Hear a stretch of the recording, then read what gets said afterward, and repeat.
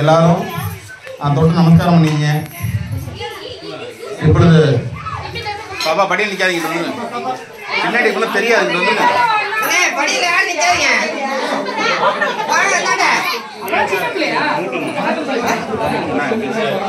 யாரும் பண்ணாதீங்க,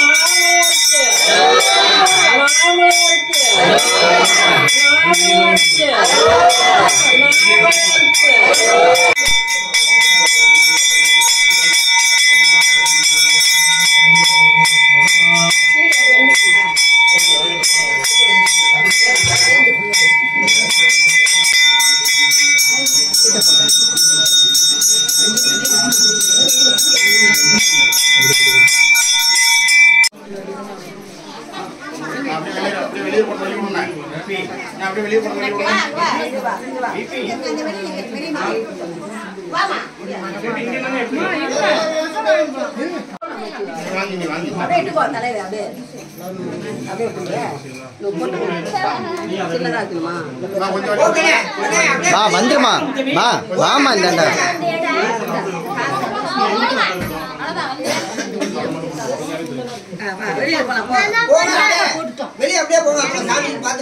மா வெளியில அந்த பக்கம் போமா அந்த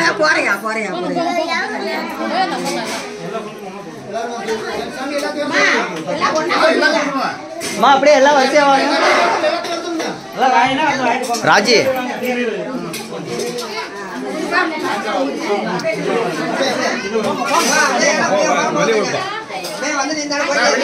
செட்டிங்ஸ் வச்சு கொடு கரெக்டாக வச்சு கொடு இல்லை இல்லை இது அப்படிதான் மா போமா அப்படியே வரிசை வெளில போமா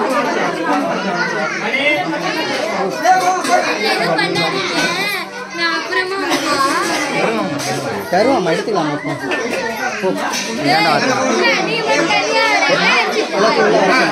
வரிசை வர சொல்லு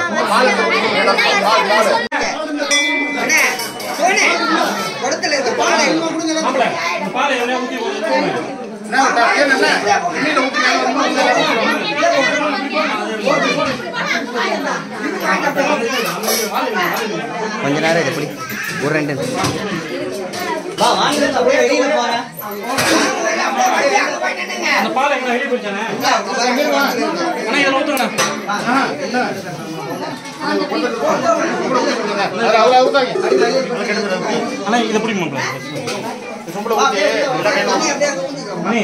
இந்த பாலை இந்த சொம்புல ஊத்தி எல்லாம் கையில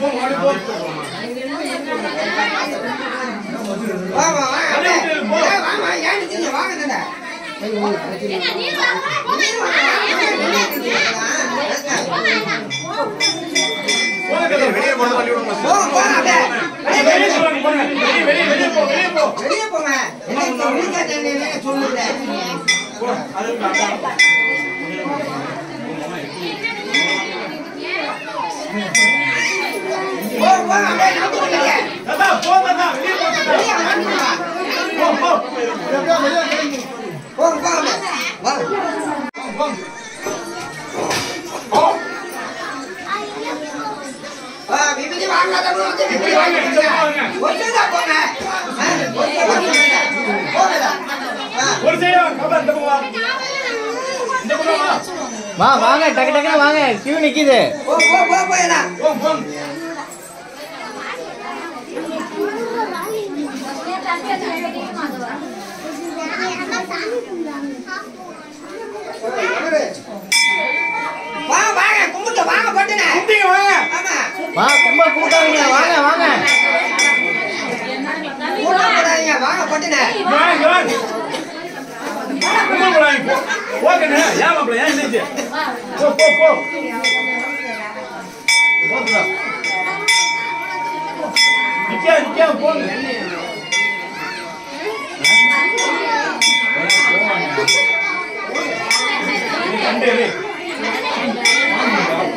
என்ன போகுது என்ன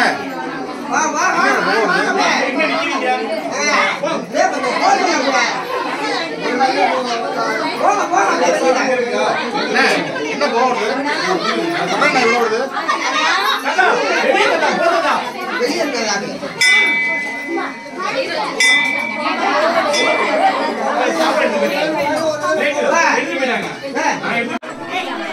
அங்க போங்க அப்படியே பார்த்தேன் போ அப்படியே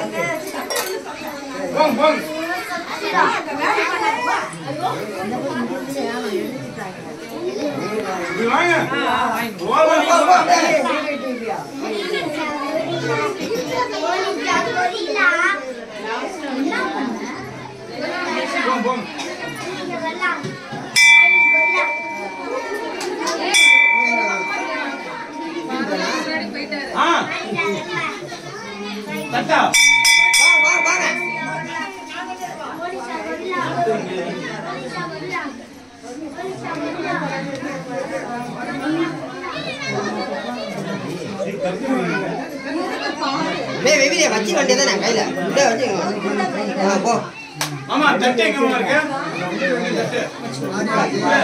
வேணுமா எங்க இருக்கான் எங்க இருக்கு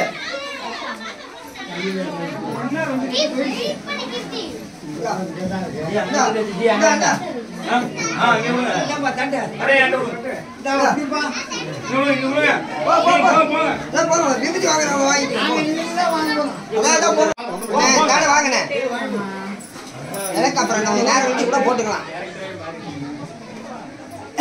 இப்படியே போங்க இப்படியே போங்க அம்பாளை சேர்த்துட்டு போங்க. அம்பாளை வாங்க வாங்க விஷத்தையா இருந்துறாரு. அப்படி அருந்த தருணத்துல இவருக்கு விஷமானது இந்த தொண்டைக்குழியில நிக்குது. அப்ப அம்பிகை தான் தொண்டைக்குழியை பிடிச்சிக்கிறாங்க. இதெல்லாம் நீங்க கேள்விப்பட்டிருப்பீங்க. இப்போ அதனால தான் இன்னைக்கு விடிய விடிய நம்மளாம் அவரோட பிரயாணம் அவர்கிட்ட பெறக்கூடாதுங்கிறதுக்காக நம்மள என்ன பண்றோமா ஊரெல்லாம் ஒன்று கூடி விழித்திருக்கோமா. அவரை தூங்க விடாம அவசியம் பண்ணி தூங்குறவர் என்ன பண்றோம் எழுப்பி விடுறோம். இதுதான் உண்மை. அப்ப எதற்காக அவர் விஷத்தை கொடுத்தாரு? அது காரணம் ஒண்ணுமில்ல. அது சும்மா ஏதாவது பைத்தியம் பிடிச்சிச்சு அவருக்கு. ஆக்சுவலா அவர் பைத்தியக்காரன் தான். அதனால தான் சித்தன் போக்கு சிவன் போக்கு, சிவன் போக்கு சித்தன் போக்குன்னு வாசகம் உண்டு. இவர் யாருக்கு அடிபடாத முதல்ல கேட்டீங்கன்னா சித்தர்கள் மட்டும் தான் முதல்ல அடிபணிவார். மனுஷாளுக்கெல்லாம் அடிபட மாட்டார். ஏன் அடிபணி மாட்டார் அப்படின்னு கேட்டீங்கன்னா சித்தர்கள்லாம் பார்த்தீங்கன்னா தனக்கென்று எதுவுமே எடுத்துக்க மாட்டாங்க, தனக்கு எதுவுமே கேட்க மாட்டாங்க. உதாரணத்துக்கு பார்த்தீங்க அப்படின்னா அந்த ஊரில் பரதேசி மாதிரி அலைஞ்சிட்டு இருப்பாங்க. நல்லா காது கொடுத்து கேட்டுங்கம்மா, சிவராத்திரிங்கிறது இதான். விடிய விடிய தூக்கம் முடிச்சு ஏதாவது கதை புராணம் பேசிட்டு இருக்கணும், சிவனை பற்றி தெரிஞ்சுக்கணும், அர்த்த கடவுளை பற்றி தெரிஞ்சுக்கணுங்கிறதான் சிவராத்திரி. அதுக்காக தான் பேசிகிட்டு இருக்கேன். அவசியம் பண்ணால் 1 நேரத்தில் முடிஞ்சிடும். அப்போ திரும்ப உங்களுக்கு தூக்கம் வந்துடும்.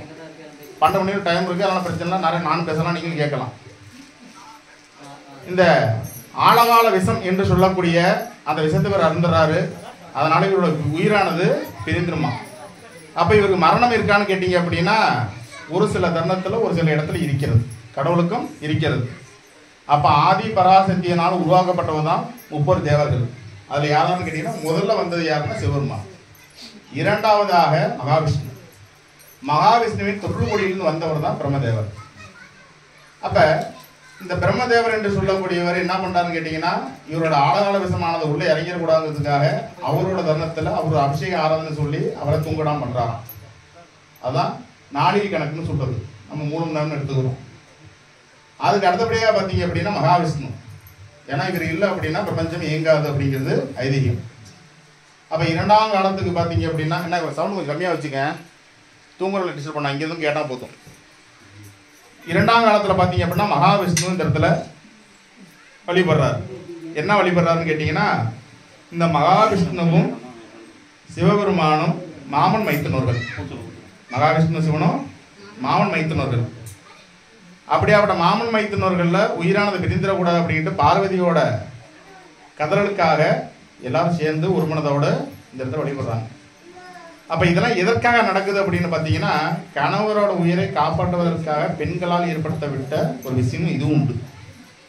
அப்போ சிவபெருமானோட உயிரானது பிரியக்கூடாது அப்படிங்கிறதுக்காக மகா சிவராத்திரி சொல்லுடைய தருணத்தில் நம்மளாம் கண் விழித்து அவர் வழிபட்டு வந்தோம்னா நம்மளோட கணவர்களோட ஆயுள் என்ன பண்ணுமா கொஞ்சம் நீடிச்சிடும். அப்போ நீடித்து இருக்கிறதுங்கிறத விட முதல்ல வழிபடுவது யாருன்னா பிரம்மன். அப்போ பிரம்மனுக்கான சத்தியம் நமக்கு கிடைக்குமா? பிரம்மன் என்ன பண்ணுறாரு? படைப்பின் தொழில். அப்போ படைக்கக்கூடிய தருணத்தில் பிரம்மனால் என்னென்ன விஷயங்கள் இருக்கிறதோ அந்த இடத்துல வழிபடும் பொழுது அந்த அனுகிரகம் நமக்கெல்லாம் கிட்டும். அதுக்கு அடுத்து பார்த்தீங்க அப்படின்னா மகாவிஷ்ணு. இந்த மகாவிஷ்ணுங்கிறது மகாலட்சுமியோட இணவு பெற்றவர். மகாலட்சுமி என்பது செல்வத்துக்கு அதிபதி. காசு பணம் இன்னைக்கு வேணும்னா மகாலட்சுமி தான் வேணும். முதல்ல ஆண்களுக்கு நகை நட்டு தேவையில்லை, ஆனால் பெண்களுக்கு என்ன தேவை? நகை நட்டு கண்டிப்பாக தேவை, காசு பணம் தேவை. அப்போ பொருளாக்கு இவ்வுலகில்லை அவருளாக்கு அவ்வுலகில்லைன்னு வாசகத்திலையும் உண்டு. அப்போ 2ஆம் முறையாக மகாவிஷ்ணுவை இந்த இடத்துல வழிபடுறாரு. அப்போ அவருக்கு பிடித்த பொருள்கள் வந்து பார்த்திங்கன்னா சுவாமிக்கு அர்ப்பணம் பண்ணுறாரு. என்னென்ன பண்ணுறாருன்னா சிவபெருமானுக்கு துளசியை சாட்டக்கூடிய காலமே இந்த மகா சிவராத்திரி மட்டும்தான். வேறு காலத்தில் சாத்த மாட்டாங்க. இன்றைக்கி ஒரு நாள் மட்டும் என்ன பண்ணுவாங்க? துளசியினால் மாலையை எடுத்து துளசினால் அர்ச்சனை பண்ணுவாங்க. அப்போ துளசி என்று சொல்லக்கூடிய அந்த தருணத்தில் அவர் வந்து மயங்கி தன்னோட சுயநிலையிலே இருப்பார். அப்போ இதெல்லாம் ஏன் நடக்குது அப்படிங்கிறதுக்காக தேவலோக கதை இது. தேவலோகத்தில் அசுரர்களும் தேவர்களும் என்று சொல்லி 2 பிரிவுகள் உண்டு. அப்போ தேவர்கள் எல்லாம் ஆயிலானது என்றைக்குமே அழிவில்லாமல் இருக்கணும் அப்படின்னா பார்க்கடலில் கடையக்கூடிய அமிர்தத்தை உண்ணணும் அப்படிங்கிறது விதி. அப்படி உண்ணக்கூடிய தருணத்தில் தான் பாம்பாக இருக்கக்கூடிய அந்த கைதியை கூப்பிட்டு ஒரு கயிறாக கடைஞ்சி அந்த இடத்துல வெண்ணெய் எடுக்கிறாங்க பார்க்கடலில். அப்படி எடுக்கக்கூடிய தருணத்தில் பார்த்தீங்க அப்படின்னா அந்த பாம்போட வாயிலிருந்து விஷமானது அங்கப்படுது, அந்த அமிர்தத்தில் பட்டுருது. ஆனால் எந்த அளவுக்கு உயிரை காக்கும் என்று சொல்லக்கூடிய அமிர்தம் இருக்கிறதோ அதே இடத்துல தான் விஷமும் கலந்திருக்கிறது. அப்போ இதெல்லாம் அறிந்த சிவபெருமான் என்ன பண்ணுறாருன்னு கேட்டிங்கன்னா, நம்மளால் யாரும் அழியக்கூடாது, நம்மளால் யாரும் அழியக்கூடாதுன்னுட்டு அந்த விஷத்தை எடுத்து இவர் அருந்துறார். இந்த விஷத்தை எடுத்து இவர் அருந்ததுனால இவரோட பிராணம் போகுங்கிறதுனால தான் அம்பிகை கதறாங்க. அப்படி கதறக்கூடிய தினத்தில் தான் பிரம்மதேவனும் மகாவிஷ்ணு வர்றாங்க. இந்த அமிர்தம் எதுக்காக வரப்பட்டது அப்படின்னு கேட்டிங்கன்னா, அசுரர்களோட ஆதிக்கம் அதிகமாக இருந்துச்சுன்னா பூலோகத்திலையும் சரி மேலோகத்திலையும் சரி நல்லவங்க வாழ முடியாதும்பாங்க. இன்றைக்கி எவ்வளோ சோதனை நடந்தாலும் கடைசியில் இதே தர்மமே எழுமுன்னு சொல்லி பழமொழி உண்டு. அப்போ தர்மத்தை காக்கணும் அப்படின்னா தீய சக்திகள் அழியணும். அப்போ தீய சக்திகள் எடுத்துன்னு அழிஞ்சிருமான்னு கேட்டிங்கன்னா அதுக்கு தான் இங்கே பவர் அதிகமாக கொடுக்கப்பட்டிருக்கு. ஆனால் இறுதியில் தான் தர்மம் வெல்லும். அது வரலும் தர்மம் வந்து சோதனையில் தான் இருக்கும். அப்போ இன்றைக்கெல்லாம் நமக்கு சோதனையில் இருக்கும், கஷ்டத்தில் இருக்கும் அப்படின்னா அப்போ ஏன் கடவுள் கண்ணு இல்லையா நம்ம கேட்போம். எல்லாம் இருக்கிறது, அவரவர் செய்த கர்ம வினையின் பிரகாரமே இந்த பூலோகத்தில் முறைப்பிருக்கிறது. அதுக்கு ஒரு உதாரணம் பார்த்தீங்க அப்படின்னா, மானிட பிறவியாக எடுக்கணும் அப்படின்னா முதல்ல நம்மளை கர்மா பண்ணியிருக்கணும். புண்ணியம் இல்லை பாவம். பாவம் ஒன்று பண்ணியிருந்தால் மட்டும்தான் நம்மளால் என்ன பண்ண முடியும், மனிதராக பிறக்க முடியும். இதில் ஆண் பெண் என்று சொல்லக்கூடிய 2 வேதம் உண்டு. இதுக்கு 3ஆர் அப்பாற்பட்டு இன்னொன்றும் இருக்கிறது. அது 3ஆம் காலத்துக்கு என்னன்னு சொல்லுவேன். அப்போ இந்த ஆணும் பெண்ணும் என்று சொல்லக்கூடிய 2 தருணத்தையும் இந்த இடத்துல பூலோகத்தில் பூக்க வைக்கிறார். அப்படி பூக்க வைத்த போதிலும் அவர்களுக்கு கர்ம வினை என்பது ஒன்று உண்டு. ஒரு ஜீவராசி என்று சொல்லக்கூடியது பார்த்தீங்க அப்படின்னா நீரில் வாழக்கூடிய புழு பூச்சிகள்லாம் ஒரு ஜீவராசியம். ஒரு ஜீவராசி அப்படின்னா செடி கொடி தாவரம். 3 ஜீவராசி அப்படின்னா பறவைகள். 4 ஜீவராசி அப்படின்னா விலங்குகள்லாம் காட்டில் வாழக்கூடிய விலங்குகள். 5 ஜீவராசி அப்படின்னா நாய், பூனை, ஆடு, மாடு இதெல்லாம் வச்சுக்கலாம். நம்மளாம் 6 ஜீவராசிகள், நமக்கெல்லாம் 6 உயிர் உண்டு. ஆனால் இருக்கக்கூடிய 6 உயிர்கள்லேயும் 5 உயிர் என்று சொல்லக்கூடிய தருணத்தில் அவர்களுக்கெல்லாம் மோட்சம் என்பது கிடைக்காது. அவர்களெல்லாம் பிறவியோட பலாபலனை பூர்ணமாக அணிவித்து தான் வரணும். ஒரு உதாரணத்துக்கு பார்த்தீங்கன்னா, நம்ம வீட்டில் ஒரு நாய் வளர்ப்போம். அதுக்கு தட்டில் சோறு போட்டு மெத்தை போட்டு ஃபேன்லாம் போட்டு வச்சுருப்போம். தெருவில் ஒரு நாய் இருக்கும், அதுக்கு ஒரு சோறு கிடைக்காது. அது என்ன பண்ணும், நாயா அலையும். அப்போ அது வாங்கின வரம். ஒரு வீட்டில் ராஜவாகமாக வாழ்கிறதுக்கும் யோகம் வேணும், தெருவில் அலையிறதுக்கும் அதுவும் யோகம். அப்போ இது கர்மபலம் யோகம். அதே போல் மனிதன் இன்னைக்கு பிறந்திருக்கான் அப்படின்னா கர்மா செய்தால் மட்டும்தான் இந்த இடத்துல மானிடராக பிறக்க முடியும். ஆனால் மற்றவங்களுக்கு இல்லாத மோட்சம் நமக்கு என்ன இருக்குன்னு கேட்டிங்கன்னா, மானிட பிறவிக்கு மட்டுமே மோட்சம் உண்டு. இது சின்னதாக ஒரு விளக்கம் சொல்லணும் அப்படின்னா அது கதையாக சொல்லலாம். இது ஏற்கனவே சொல்லியிருக்கேன். இருந்தாலும் இன்றைக்கி புதுசாக நிறைய பேர் வந்திருப்பீங்க, கேட்டு தெரிஞ்சுங்க, நல்ல விஷயம்தான். இந்த நாரத முனிவருக்கு பார்த்தீங்க அப்படின்னா மிகப்பெரிய சந்தேகம் ஒன்று எழுது. என்ன சந்தேகம் அப்படின்னா, சரவண பவ என்று சொல்லக்கூடிய திருமந்திரம் 6, ஓம் நமோ நாராயணா என்று சொல்லக்கூடிய மந்திரமானது 7. ஆனால் இதெல்லாம் விட பஞ்சாசனம் என்று சொல்லக்கூடிய நமச்சிவாய என்கிற வார்த்தை மட்டும் 5க்கு பவர் அதிகமாக இருக்குது. பஞ்சாதிருத்தம் அப்படின்னா என்ன அப்படின்னு கேட்குறாரு. இதை யாருக்கிட்ட போய் கேட்குறாரு அப்படின்னு கேட்டிங்கன்னா, தன்னோட தகப்பனாரான பிரம்மதேவன்கிட்ட போய் நாரதர் கேட்குறாரு. அப்போ அந்த பிரம்மதேவன் என்ன சொல்கிறான்னு கேட்டிங்கன்னா, உலகம் இல்லை 7 உலகம் சென்று வரக்கூடிய ஒரே நபர் யாருன்னு கேட்டால் நாரதர் மட்டும் தான் எல்லா லோகத்தும் போகிறான். ஊடகமும் போகலாம், வைகுண்டமும் போகலாம், கைலாயமும் போகலாம், யமலோகம் போகலாம், பித்ருலோகம், ஆத்திரலோகம்னு சொல்லக்கூடிய அத்தனை லோகத்தையும் போய்ட்டு வரலாமா. அதான் 14 லோகம்பாங்க. ஆனால் மற்றவங்களால போக முடியாது, அவ்வளோ சீக்கிரம். அப்படியாப்பட்ட அந்த நாரதருக்கு என்ன தெரியலையா, பஞ்சாத்திரத்துக்கான அர்த்தம் தெரியல. பஞ்சாத்திரம்னா முதல்ல என்ன, நமச்சிவாயங்கிறது என்ன, இதுக்கு ஏன் இவ்வளோ மகிமை, இதுக்கு என்ன மகிமைன்னு சொல்கிறீங்க, இது காரணம் என்னன்னு கேட்குறாரு. அப்போ பெருமன் என்ன சொல்கிறாருன்னா, 7 உலகத்தும் செல்லக்கூடிய உனக்கே அதுக்கான விளக்கம் தெரியலன்னா நான் வாயால் சொன்னால் உனக்கு புரியாது. அதை நீ அனுபவித்து அதை தெரிந்து கொண்டால் மட்டும்தான் உணர முடியும். இது வாயில் சொல்லி தெரிஞ்ச ஒரு விஷயம் இல்லை அப்படிங்கிறார். அதுக்காக என்ன பண்ணுறாருன்னு கேட்டிங்கன்னா, பூலோகத்துக்கு போ. கங்கையில் பார்த்தீங்க அப்படின்னா நதி கரை என்று சொல்லக்கூடிய இடத்துல ஒரு தவளை ஒன்று தண்ணிக்கும் நீருக்கும் இலப்பாரி ஒன்று இருக்கும். அதுக்கிட்ட போய் இதுக்கான கிரேசி அர்த்தத்தை கேளு, அது ஒன்று விட தரும்ன்றாரு. இவர் என்ன பண்ணுறாரு, புலகத்துக்கு வர்றாரு, அதே கங்கை நதிக்கு போகிறாரு. இவர் அந்த தவளை தொலைவுறாரு. நீர்லேயும் நேரத்துலையும் இருக்கணுமே, நீருக்குள்ளா ஈஸியாக கண்டுபிடிச்சிடலாம், நேரத்துக்கு கண்டுபிடிச்சிடலாம், நீருக்கு நிலத்துக்கு இருக்கணுமே. அப்படி இருக்கக்கூடிய எதிரான தொலைவுறாரு. அப்படி தொலைக்கூடிய இடத்துல ஒரே ஒரு தவளை மட்டும் நீர். அப்போ அந்த தவளைகிட்ட போய் கேட்குறாரு. என்ன கேட்குறாருன்னு கேட்டிங்கன்னா, ஓம் நமச்சிவாயா என்கிற பஞ்சாயத்துக்கு அர்த்தம் என்ன? எதுவுமே அவர் கேட்கல, இதை மட்டும் தான் சொல்கிறார். அடுத்த கணமே பார்த்தீங்க அப்படின்னா அந்த தவளை என்ன பண்ணுது, இறந்துருது. இவர் கேட்குறாரு, அது இறந்துருது. இவருக்கு ஒன்றும் புரியல, என்னடா அது சிவனே இருந்துச்சு, நம்ம கேட்டால் செத்து போச்சு அப்படின்ட்டு திரும்ப போயிட்டார் அவங்க அப்பாட்ட. அவர்கிட்ட போயிட்டு நடந்த சொல்கிறாரு. அவர் ஒன்று என்ன பண்ணிட்டாரு, ஒன்றும் பிரச்சனை இல்லை, அது தவறு நடந்திருக்கும், மீண்டும் ஒருத்தர் கீழே போகும், ஒரு மரத்தில் பள்ளி ஒன்று இருக்கும், அதுக்கிட்ட போய் கேளுங்கிறார். இவரும் திரும்ப அதே மாதிரி ஒரு நதிக்கரையில் இருக்கக்கூடிய மரத்துக்கிட்ட வந்து பள்ளி இருக்குது, அந்த பள்ளியை பார்த்து கேட்குறாரு. அவ்வளோ நேரம் அந்த மரத்து மேலே அந்த பள்ளி ஒரு ஓம் நமச்சிவாய பஞ்சாயத்துக்கு அர்த்தம் சொல்லணும், முன்னாடி அந்த பள்ளி கீழே வந்துடுது. எப்படி வந்து இறந்து விழுந்துருது. இவருக்கு ஒன்றும் சுத்தமாக புரியல, குழப்பத்துக்கு மேலே குழப்பமாயிடுச்சு. என்னடா அது, ஏற்கனவே போயிட்டு ஒன்று கேட்டோம் இறந்துருச்சு, இப்போ ஒன்று கேட்குறோம் இறந்துருச்சுட்டு.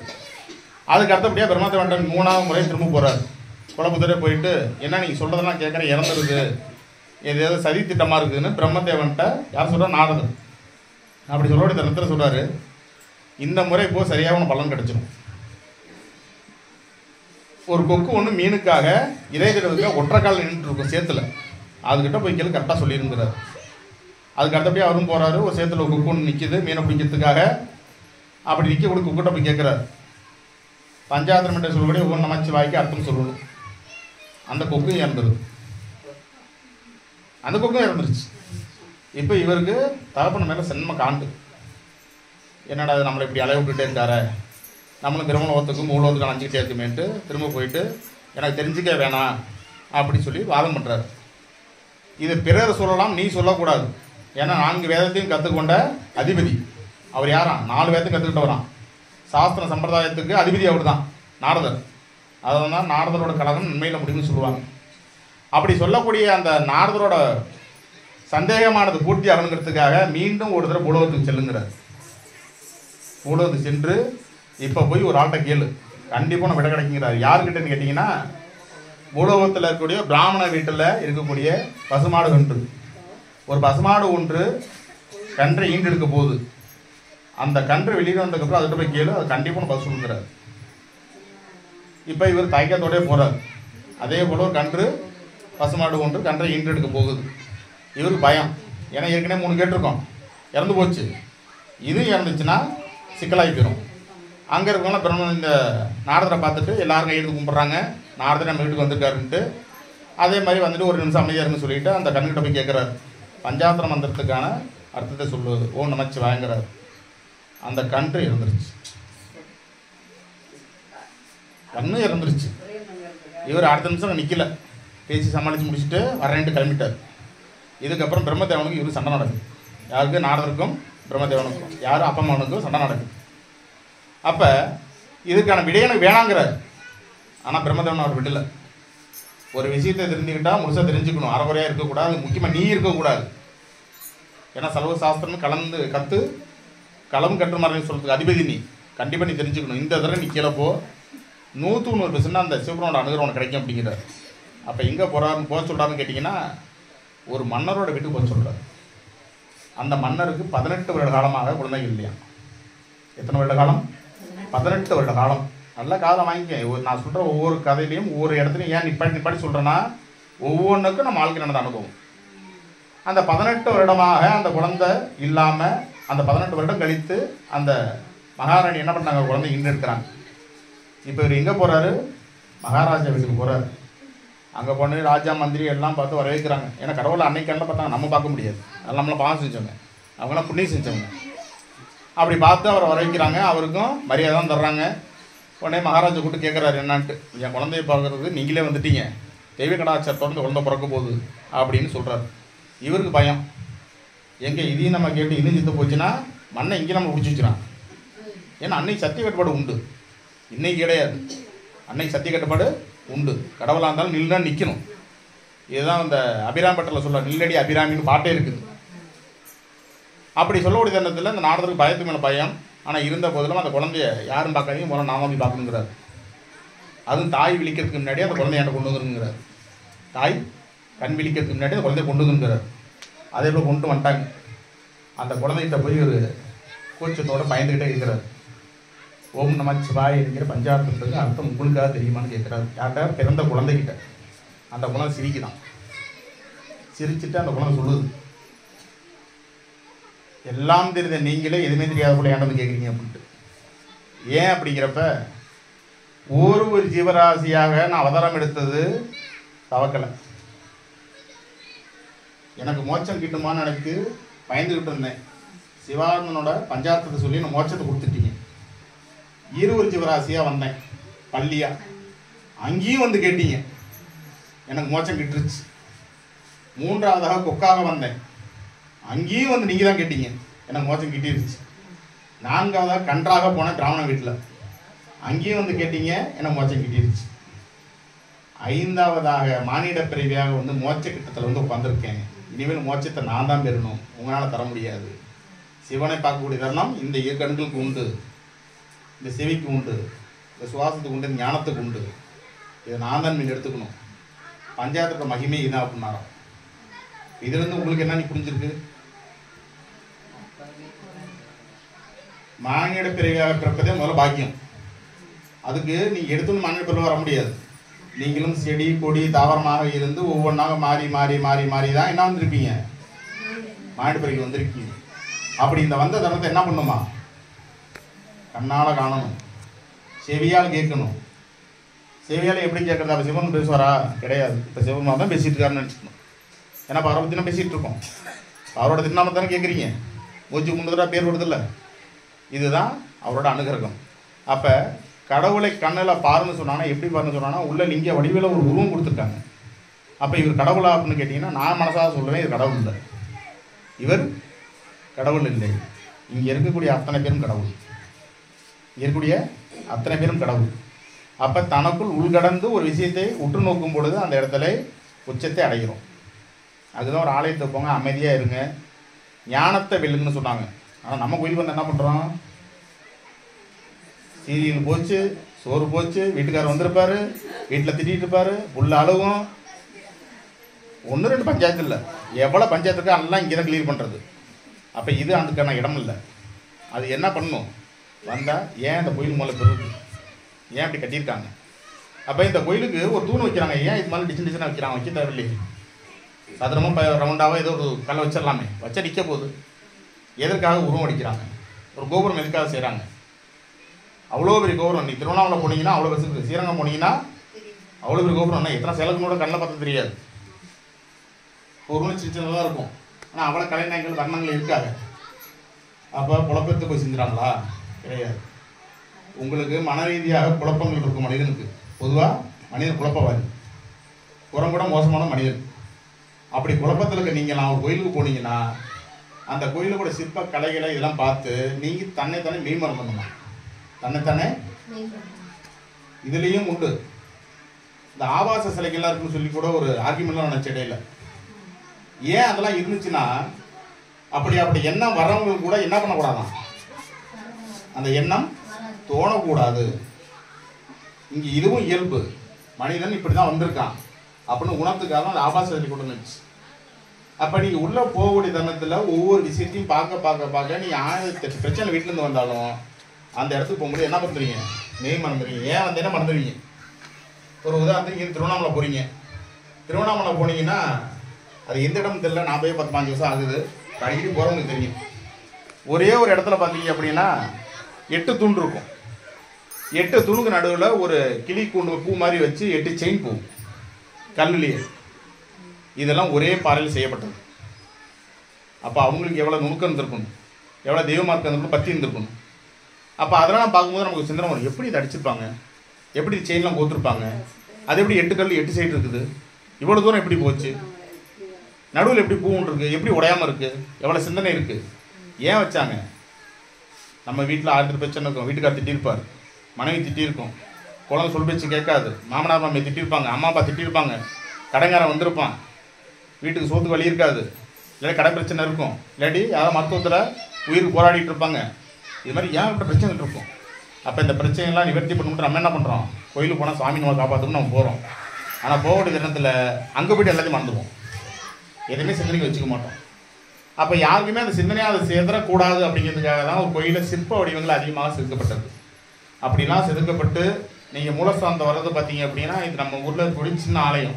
ஆனால் பெரிய ஆலயத்துக்கு போனீங்கன்னா நல்லா சொல்கிறதுல உங்களுக்கு புரியும். கோயிலுக்குள்ள போனோட்டி நேரம் நீங்கள் மூலவரை பாத்திர முடியாது, மூலவரை பாத்திர முடியாது. கோபுரத்தை தாண்டதுக்கே 3 நிமிஷம் ஆகும். அதுலேருந்து அர்த்த மண்டபம் தாண்டணும், அதுக்கப்புறம் மகாமண்டபம் தாண்டணும், அதுக்கப்புறம் தான் கர்ப்பகிரகத்துக்கு போகிறதுக்கு முதல்ல இருக்கக்கூடிய மண்டபத்துக்கு நிற்க முடியும். அப்போ இவ்வளோ வந்து கடந்து வர்றதுக்கே பார்த்தீங்கன்னா அரை நாள் ஆகி போயிடும். கிட்டத்தட்ட 3 மணி நேரத்துலேருந்து 6 மணி நேரம் ஆயிரும். அப்போ இவ்வளோ நேரம் வரக்கூடிய தருணத்தில் உங்களோட சிந்தனை எல்லாம் ஒருநிலைப்படுத்தணும் அப்படின்ட்டு உங்களை எவ்வளோ குழப்பத்தினாலும் தெளிவுபடுத்தி கொண்டுட்டு வருது. அப்படி கஷ்டப்பட்டு நீங்கள் வந்து அந்த இடத்துல நிற்கும் பொழுது உள்ளே இருக்கக்கூடிய லிங்க வடிவமாக இருக்கக்கூடிய எந்த கடவுளாக இருந்தாலும் ஒரு உருவம் வச்சுருப்பாங்க. ஏன்னா நம்மளாம் கற்பனைவாதிகள், கற்பனையை நம்மளால் வாழ்க்கை நடத்துவோம். அப்போ அவங்க கற்பனையில் எந்த அளவுக்கு இருக்குது அப்படிங்கிறத இங்கே ஒரு சிலையாக வச்சுருப்பாங்க. நம்ம அடிக்கடி வர்றதுனால நம்ம இந்த சிவபெருமானை தெரியும். இதே ஒருவர் நல்லா இருக்கும் பொழுது அவருக்கு நீ காசு பணம் கொடுப்பது, உதவி செய்வது பிரயோஜனம் இல்லை. ஒருத்தர் நல்லா இருக்கும் பொழுது காசு பணம் கொடுப்பது, உதவி செய்வது, நான் பார்த்துக்கிறேன் கூட வாங்க அப்படின்னு போகிறதெல்லாம் வேஸ்ட்டு. அவர் என்னைக்கு வாழ்க்கை நொடிச்சு தன் உடல் செயல்பாடுகள் இழந்து கஷ்டப்படுறாரோ அப்போ உதவி பண்ணினீங்கனால் அது பேர் பலன். இந்த மகா சிவராத்திரி பார்த்தீங்கன்னா அவர் என்ன பண்ணுறாரு? கஷ்டத்தில் இருக்கார், கஷ்டத்தில் இருக்கிறார். இந்த தருணத்தில் நம்மளால் ஒன்று சேர்ந்து வழிபட்டோம்னா அவருக்கு என்ன பண்ணுமா? உயிர் பிரிக்கிறதுக்கு வாய்ப்புகள் உண்டு. அதனால தான் காலத்தை பிரம்மன் எடுத்துக்கிறார், படைச்ச கடவுள் என்று சொல்லக்கூடிய காரணத்தினால. 2ஆம் காலம் பார்த்தீங்க அப்படின்னா மகாவிஷ்ணு, 3ஆம் காலம் பார்த்தீங்க அப்படின்னா அவரோட துணைவியார் பார்வதி அம்பிகையே அவரை வழிபடுறாங்க. அதனால தான் இன்றைய காலம் பார்த்தீங்க அப்படின்னா பெண்களுக்கு சரி பங்கு உடைய நாட்கள் என்று சொல்லக்கூடியது. அர்த்தநாதீஸ்வரர் என்று சொல்லக்கூடிய அவதாரத்தை கொடுத்தவரும் இவர் தான். பெண்களும் சரிபங்கு சரிபாதி, என்னோட சொல்லிலையும் செயல்லையும் எல்லாத்துலேயும் என்ன பண்ணுமா? சரிபாதி பங்கை கொடுத்தவர் யார்? முதல்ல சிவபெருமான். மற்றவங்களாம் தெரில, மற்றவங்களாம் ஒரு பங்கு தான் கொடுத்தாங்க. ஆனால் இவர் மட்டும் தன் தேவையை எல்லாத்தையும் என்ன பண்ணாராம்? சரி பங்காக கொடுத்தாராம். இன்னைக்கு பெண்கள்லாம் வந்து அதிகமாக இங்கே உட்காந்துருக்கீங்க, கணவர்லாம் வரல அப்படின்னா கணவர்லாம் பலம் கட்டாதானு கேட்டிங்கன்னா அப்படிலாம் கிடையாது. குழந்தை வந்திருந்தா கூட தாய் தகப்பனாருக்கு பலன் உண்டு, குழந்தை வந்திருந்தா கூட தாய் தகப்பனார் பலன் உண்டு, மனைவி வந்திருந்தாலும் கணவருக்கு பலன் உண்டு. அப்போ ஒரு சிவராத்திரியில் விழித்திருந்து அங்கே நடக்கக்கூடிய ஒவ்வொரு நிகழ்வு கண்டுகளித்து இதுபோல் சிவனோட கடவுளோட அனுகிரகம் கேட்கும் பொழுது நம்மளோட நிலை மாறிக்கொள்ளும். அப்படியே இதெல்லாம் ஸ்டாப் பண்ணிவிட்டு உங்கள்கிட்ட ஒரு கேள்வி கேட்குறேன். இவ்வளோ நேரம் எல்லாம் பேசிக்கிட்டு இருந்தீங்க, ஒரு சிந்தனையில் இருந்திருப்பீங்க. இந்த 10 நிமிஷம் நீங்கள் எல்லாம் நினச்சிங்க எல்லாரும். நான் சொன்னதை மட்டும் தான் கேட்டீங்க. உங்கள் மனசாட்சி நீங்களே சொல்லுங்கள். இந்த 10 நிமிஷம் நான் சொன்னதான் நீங்கள் கேட்டீங்க. உங்கள் சிந்தனை வேற எங்கேயா போச்சா? வீட்டுக்கோ பக்கத்தில் நம்ம குழந்தைங்க பேசுனதோ ஏதாவது சிந்தனை போச்சா? போகலை. எல்லாரும் நான் சொன்னதை மட்டும்தான் கால் கேட்டுட்டு இருந்தீங்க. இதுதான் ஒரு நிலை. இறைவன் கேட்கறது உங்ககிட்ட பக்தி மார்க்கும் இது ஒன்று தான். ஒரு சிந்தனை இருந்துட்டாவே உங்களை யாரும் அசைக்க முடியாது. அதில் 3ஆம் காலத்துக்கு அதிபதி நம்மளோட பராசக்தி என்று சொல்லக்கூடிய சுரூபமாக இருக்கக்கூடியது ஆதிபராசக்தி அம்பிகை. அவங்களே அடுத்து வழிபடுறாங்க. இதுதான் 3ஆம் காலத்தோட மகத்துவ தத்துவம். இந்த பெண்களுக்கெல்லாம் ஒரு பாக்கியம் கிடைக்கணும் அப்படின்னா அவங்களோட அனுகிரகம் பரிபூர்ணமாக வேணும். அப்போ என்ன பண்ணணும்? 3ஆம் காலம் கண்டிப்பாக விழித்திருக்கணும், அம்பிகையோட அனுகிரகம் பெறணும், நல்ல கணவர் அமையணும் அப்படின்னு நம்ம நினச்சிக்கிறோம். ஆனால் ஜோதிடத்தில் என்ன சொல்லியிருக்கான்னு கேட்டிங்கன்னா கணவருக்கு எதுவுமே சொல்லலை. கணவருக்கு சொல்லியிருக்காங்க மனைவி அமைவதெல்லாம் இறைவன் கொடுத்த வரம். மனைவி அமைவதெல்லாம் இறைவன் கொடுத்த வரம். கணவருக்குன்னு எதுவுமே சொல்ல கிடையாது, மனைவியும் தனியாக சொல்ல கிடையாது. ஆனால் கணவருக்காக ஒதுக்கப்பட்ட ஒரு வாசகம். இறைவன் உனக்கு ஒரு வரம் கொடுக்குறாரு, இந்த வரத்தை வச்சு நீ பொழைச்சிக்கு. அப்போ உனக்கு கிடைத்த மனைவி வந்து அந்த வீட்டுக்காரம்மா மாதிரி என் வீட்டுக்காரம்மா தான் நல்லாயிருக்கும். இது வீட்டுக்காரங்க சொல்கிறது.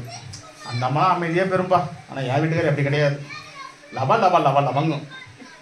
இது வீட்டுக்காரோட பிரச்சனை. வீட்டுக்காரன் என்ன சொல்லும், அவர்லாம் வர்றாரு போட்ட திண்டு பேர் அரிச்சவனு, இந்த மனுஷன் தான் எது போட்டாலும் கத்துறாரு. முடிஞ்சு போச்சுங்களா? அப்போ காரணம் என்னன்னு கேட்டிங்கன்னா, தெரியாமல் உங்களை சேர்க்கவில்லை, தெரியாமல் சேர்க்கவில்லை, தெரிந்துதான் சேர்க்கப்பட்டது. அதுதான் மனைவி அமைதல இறைவன் கொடுத்த வரம். 2 உயரும் ஒரே லைனாக இருந்துச்சுன்னா பல்ப் எரியாது. எருத்தும் மெயினும் இருந்தால் தான் பல்ப் எரியும். 2 மெயினை கொடுத்தாலும் 2 எருத்தை கொடுத்தாலும் என்ன பண்ணாது? எரியாது. அது எரியாதுக்கு எதுக்கு 2 பேரை கொடுத்துக்கிட்டு? இப்போ நடக்கிறது பார்த்தீங்க அப்படின்னா 2ஆம் காலம் என்று சொல்லக்கூடிய மகாவிஷ்ணுவோட அனுகிரகத்தினால செய்யக்கூடியது. மகாவிஷ்ணுவோட அனுகிரகம் அது பரிபூர்ணமாக கிடைக்கணும். எல்லாரும் பிரார்த்தனை பண்ணிக்கங்க.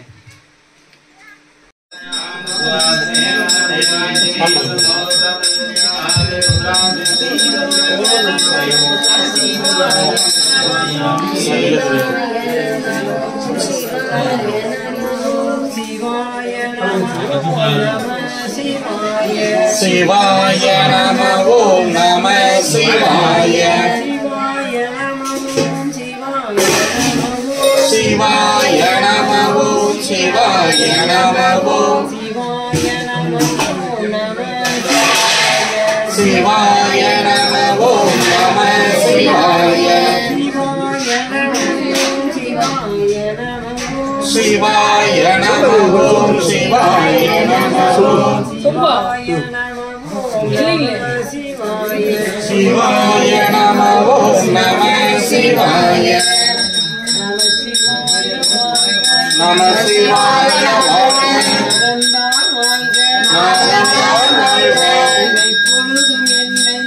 இவை பொழுதும் என் நெஞ்சில் நீராதான் தாழ்வாழ்க புகழியாண்ட ஒரு மனிதன் தாழ்வாழ்க ஆகமம் ஆகி நின்று அன்னைப்பான் தாழ்வாழ்க ஏகன் அநேகன் இறைவனடி வாழ்க வேகம் கெடுத்தாண்ட வேதனடி வெல்க பிறப்பருக்கும் பின்னகங்கள் பேய்களைகள் வெல்க புறத்தார்க்கு செய்யுங்கள் உங்கள்கள் வெல்க கரங்குவிவார் உள்மகிலும் போன்கலங்கள் வெல்க சிறங்குவிவார் ஓங்குவிக்கும் நேயத்தே நின்ற நிமலனடி போற்றி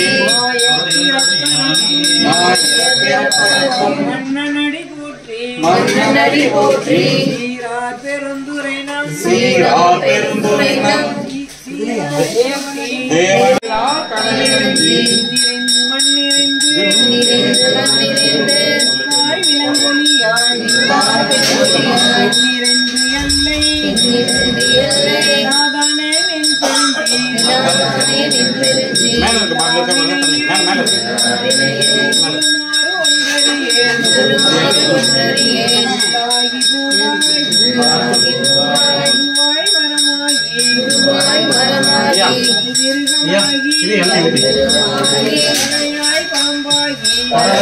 பாம்பாகி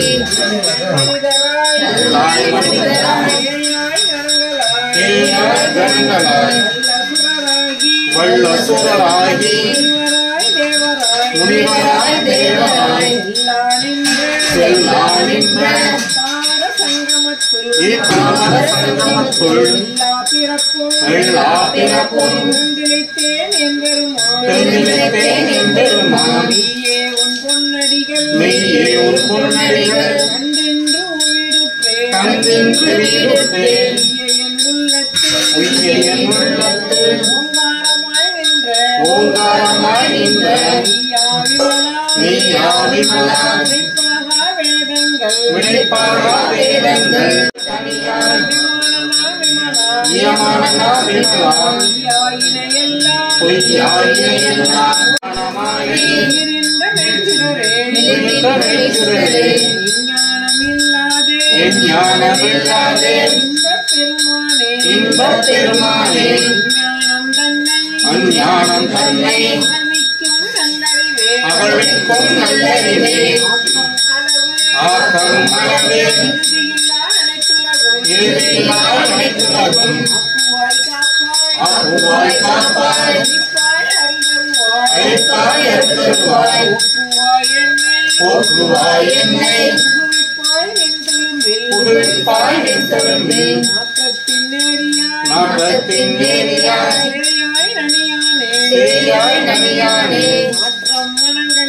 மாற்றம் மனங்களிய நின்ற மறையோனே கடந்த பால் கண்ணலோடு கசிந்து உள்ளுருகும் நலம் தானில்லாத சிறியேற்கு நல்கி இளந்தன் மேல் வந்தருளி நீர் கடல்கள் காட்டி ஞாயிற்கடையாய் கிடந்த அடியேற்கு தாயிற் சிறந்த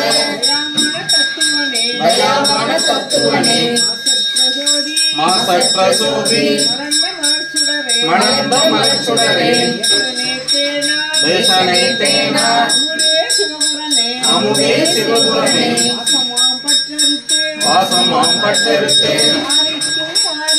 காரிக்கும் மாரியனே நேசாறு புரிந்து நெஞ்சில் பஞ்சங்கட பேராது நின்ற போக்கும் வரவும் உணர்வெல்லா புண்ணியனே காக்கும் என் காவலனே தாங்கி நாட்டானே அள்ளல் பிறவே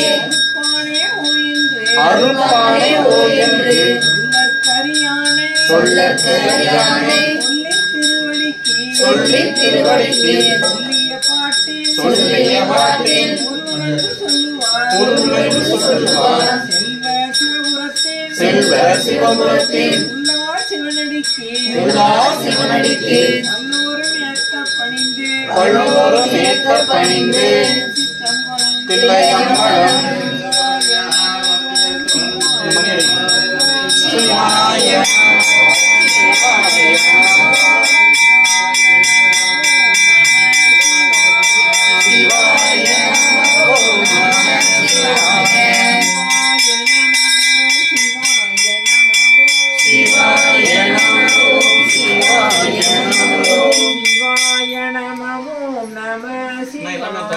சிவாய நம ஓம் நம சிவாய சிவாய நம ஓம்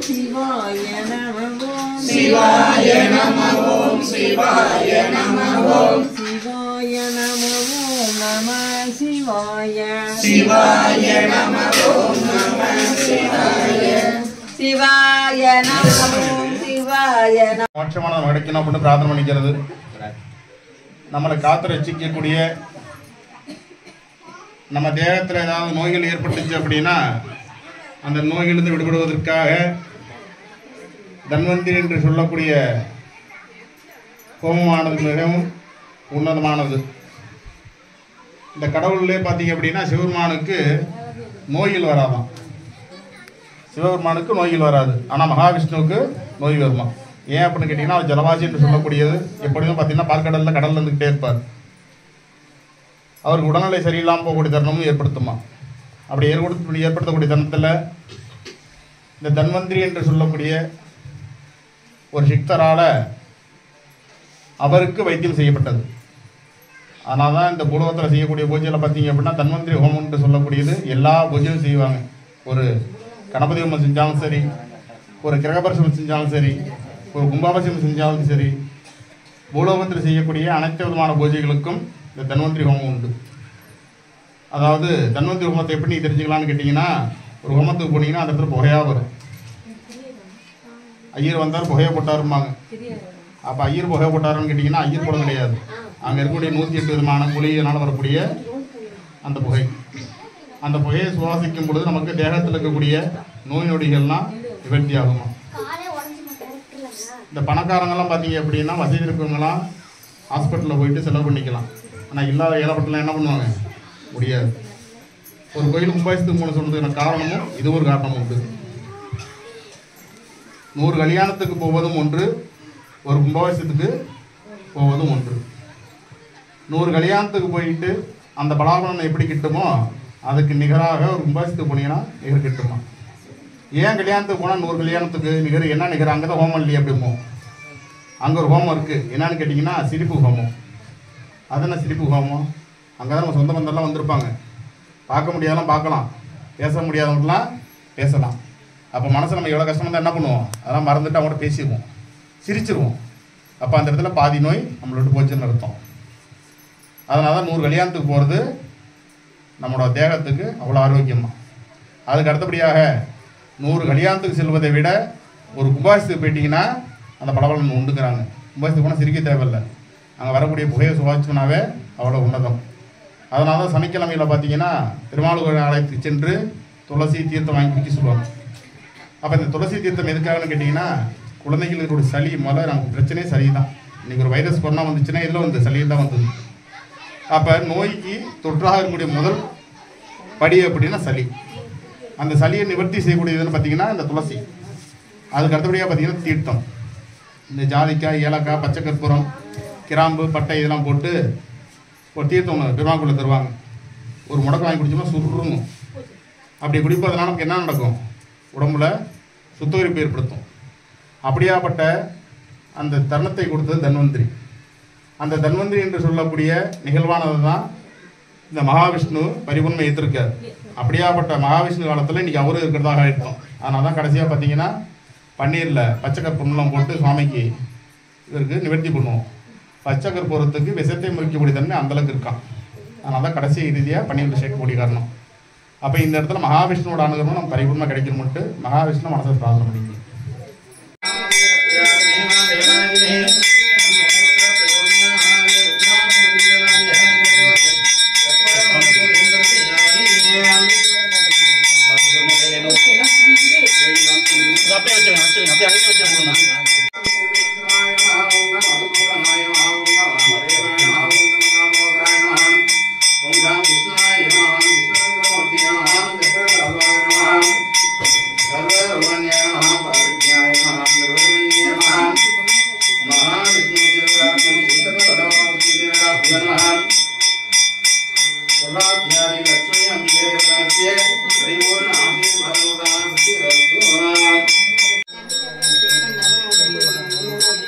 ஆனால் அப்படியே கொஞ்சம் உள்ள வந்துடுங்க.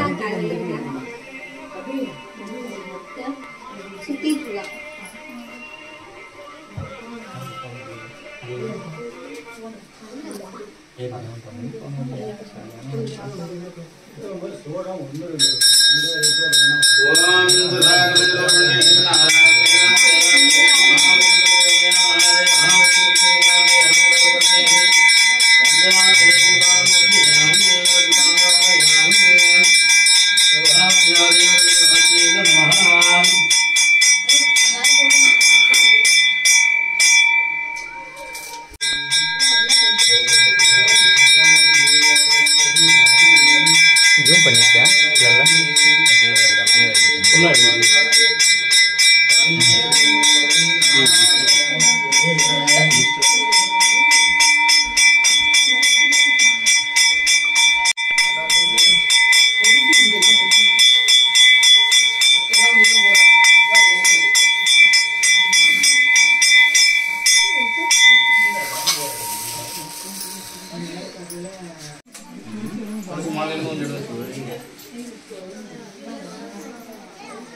இந்த பஞ்சாமத்தை வெளியே விடுங்க. அப்படியே வச்சு எங்க உள்ள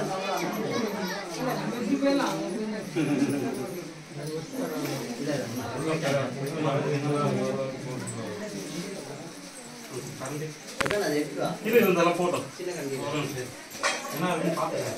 இது வேணுமா?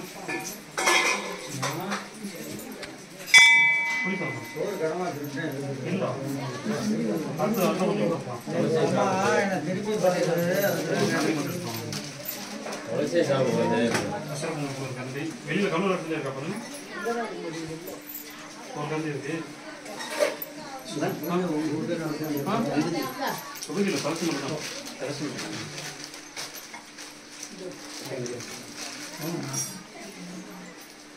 சிபி இது வாங்கிக்கோ பஞ்சாமரம் வாங்கிக்கோ எல்லாரும் கொஞ்சம் பஞ்சாமரத்தில் கல்லூர் எடுக்கல கல்லூர் எடுக்கல அங்கே இருக்கு நான் சக்கரை பொங்கல் போடணும் சக்கரை பொங்கல் லைட் எடுப்பாரு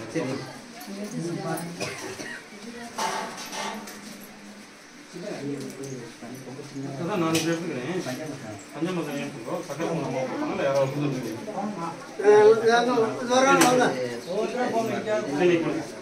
பஞ்சாமரம்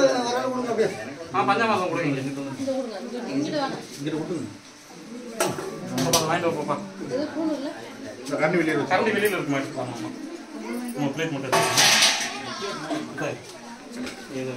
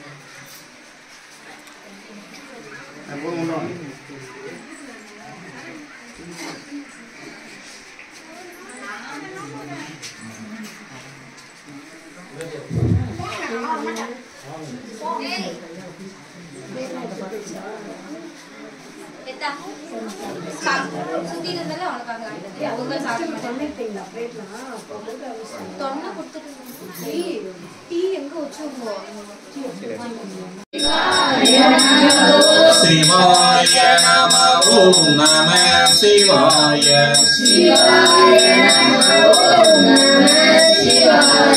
शिवाय नमः ओम शिवाय नमः ओम शिवाय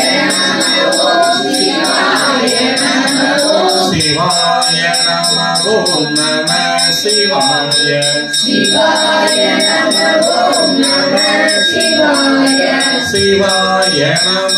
ओम शिवाय नमः ओम शिवाय नमः ओम नमः शिवाय शिवाय नमः ओम शिवाय नमः ओम शिवाय नमः ओम नमः शिवाय शिवाय नमः ओम शिवाय नमः ओम शिवाय नमः ओम नमः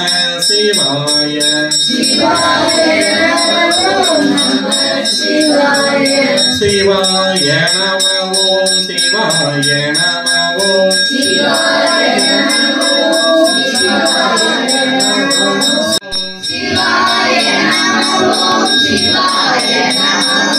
சிவாய ஓம் நம சிவாய சிவாய நம ஓம் நம சிவாய சிவாய நம ஓம் சிவாய நம ஓம் சிவாய நம ஓம் சிவாய நம ஓம் சிவாய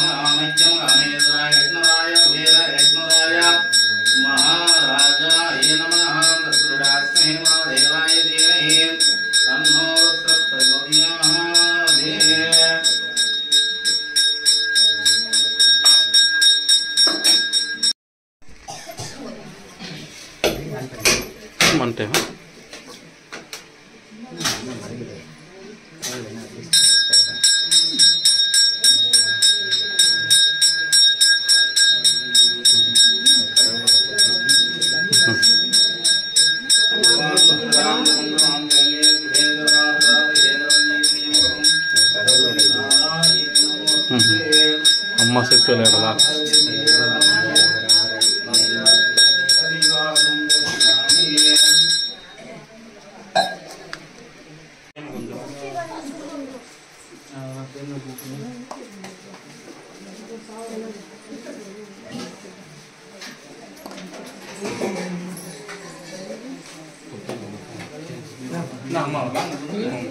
மாற்றிட்டியா? மாற்றிட்டோம். ஒரு நிமிஷம் நானே சாப்பிட்டேன். சாப்பிடு. அங்கே போய் வாங்கிட்டு வைப்போம். இவர் அடிக்கடி அந்த மாதிரி ஆகுது. ராஜ் அடிக்கடி அந்த மாதிரி ஆகுது. சுகன் போய் குடி சுகன் போ.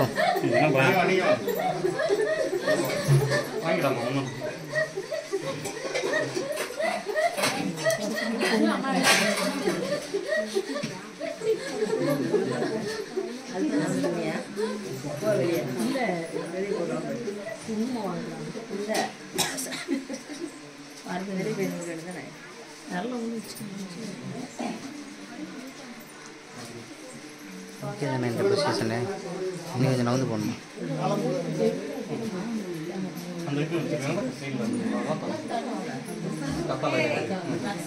அப்படியே கொஞ்சம் ஒதுங்கி கொடுத்துங்க வெளியில் போகிற மாதிரி.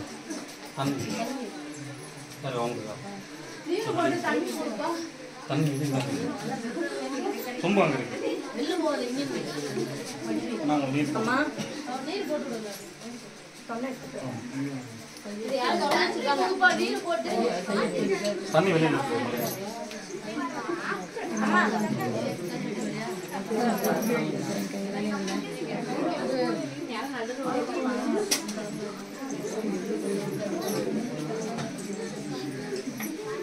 தண்ணி கொடுத்துட்டாங்கக்கா.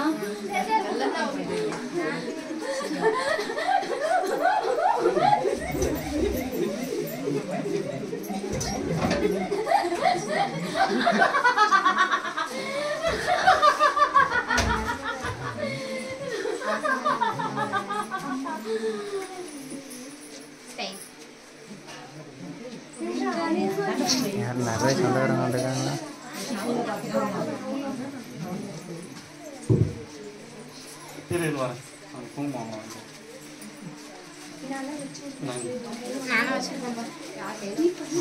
சடையை கட்டிடுங்க.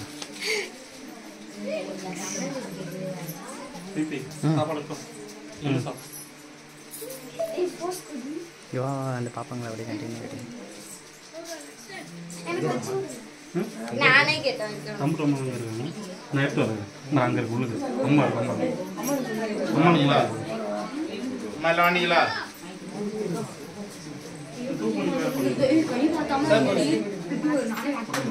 மயில வாண்டிங்களா? பிறந்த பிறப்பதற்கு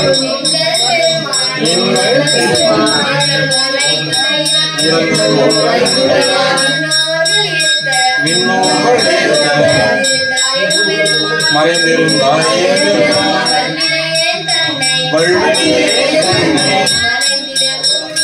மறைந்திட மூடிய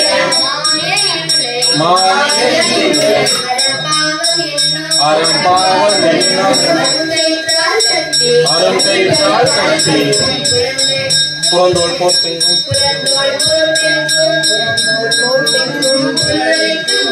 புழுவனுக்கு மூடி மனச்சோறு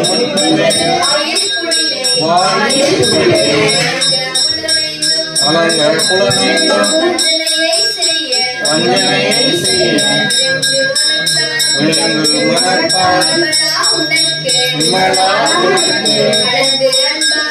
கலந்து அன்பாகி கசிந்து உள்ளுருகும் நலந்தானிலாத சிறியருக்கு நல்கி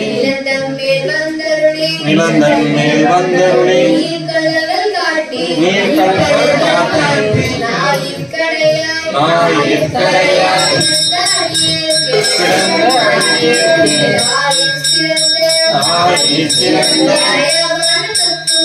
தயாவான தத்துவமே மாசற்ற சோதி மலர்ந்த கலப்புடனே தேசனே தேனா அமுதே சுடனே பாசமாப்பட்டெடுத்து பாரிக்கும் மாறியனே நேசகருளிந்து நெஞ்சில் பஞ்சம் கெட பேராது நின்ற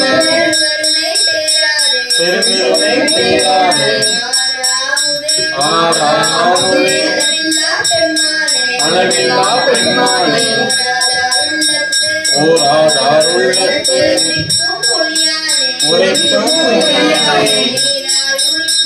நீராய் நிற்கிய ஆவியாய் நின்றானே இன்பமும் துன்பமும் இல்லானே உள்ளானே அன்பருக்கு அன்பனே யாவை மாறியதை சோதியனை கொண்டுள்ளே தோன்றா பெருமையனே ஆதியனை அங்கான் நடுவாகி அல்லானே ஈர்த்தென்னை ஆட்கொண்ட எந்தை பெருமானே உத்தமை ஞானத்தால் குண்டுணர்வார் தங்கருக்கு நோக்கரிய நோக்கே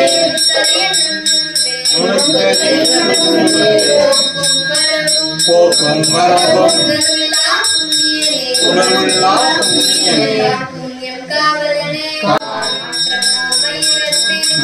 மாற்றமாமையிடத்தில் வெவ்வேறே அந்தரிவான் தேற்றனை தெளிவேன் சிந்தனையுள் ஊற்றான உன்னான் அமுதே உடையானே வேற்று விகார உடக்கிடம்பின் உள்கிடப்ப ஆற்றே நெம்மையா அரணேவோ என்றென்று போற்றி புகழ்ந்திருந்து பொய்கெட்ட மெய்யானார் வினைப்பிறவி சாராமே கள்ள புலப்புறமே கட்டளிக்க வல்லானே நல்விருளி நட்டம் பயின்றாடும் நாதனே நினைவில் கூட்டனே சிவாய நம சிவாய சிவாய நம ஓம் நம சிவாய சிவாய நம சிவாய நம சிவாய நம சிவாய நம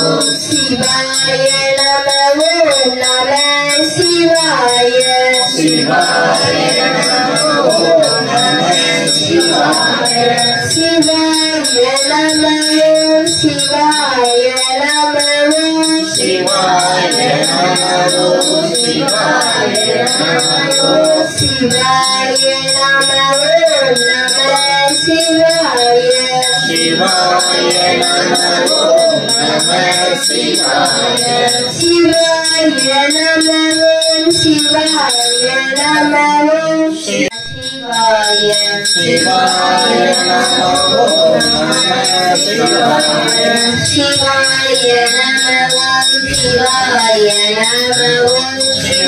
शिवाय नमः शिवाय नमः शिवाय नमो नमः शिवाय शिवाय नमः नमः शिवाय शिवाय नमः शिवाय नमः शिवाय नमः शिवाय नमः शिवाय नमो नमः शिवाय शिवाय नमः नमः शिवाय शिवाय नमः शिवाय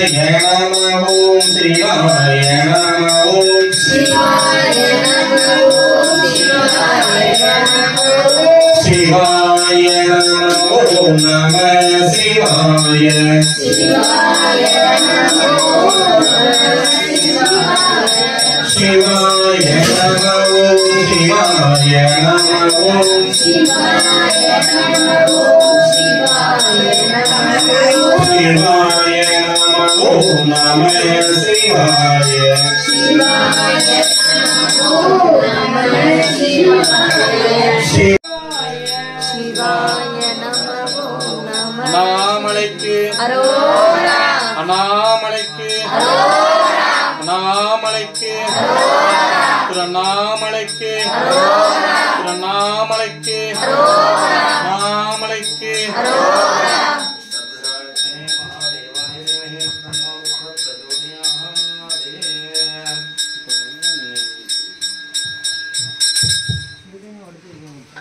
இங்கே வந்து ஒர்க் பண்ணுவாங்கம்மா இந்த நம்ம புக்கு பரமாச்சரிய மாத்திரம்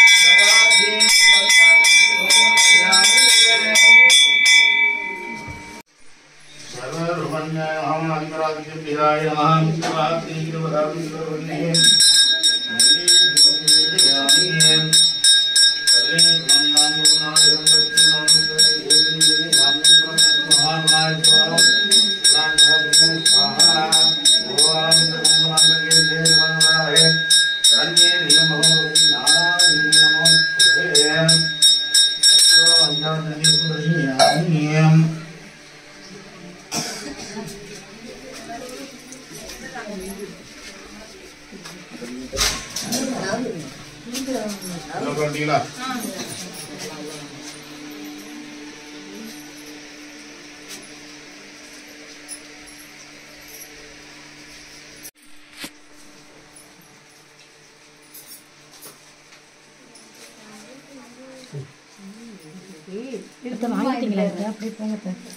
அம்மா அப்படியே இருங்க, பிரசாதம் தருவாங்க, வாங்கிட்டு கிளம்பலாம்.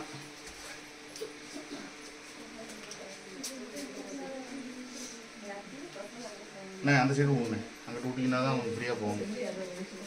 இப்படி போயிடுங்க, இப்படி போயிடுங்க. இப்படி இப்படி போங்க.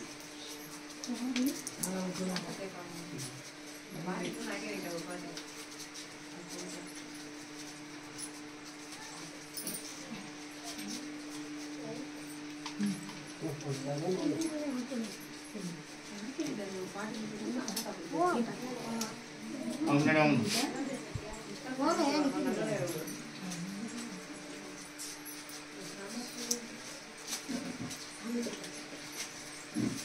பேபி வா.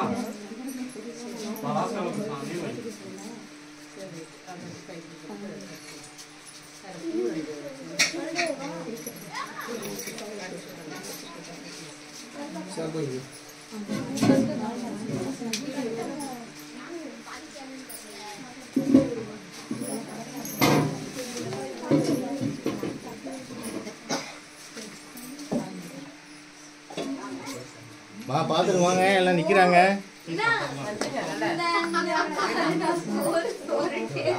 சாப்பிடலாம்